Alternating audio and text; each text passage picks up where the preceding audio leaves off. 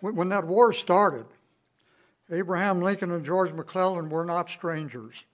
They knew one another, and they had met often in the late 1850s in Illinois.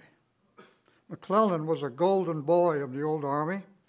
He was one of its star young officers. He was ticketed for the military heights. But instead, he had left the Army in 1857 to become the superintendent and the vice president of the Illinois Central Railroad. Lincoln was a sometime attorney for the line, and McClellan remembered Lincoln well, and not necessarily favorably.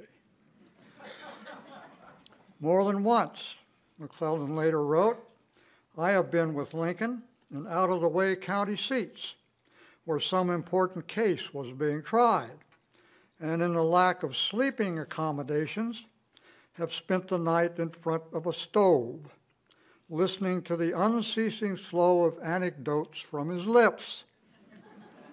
The stories McClellan remembered were seldom refined, but he was never at a loss for one, and they were, McClellan admitted, always to the point.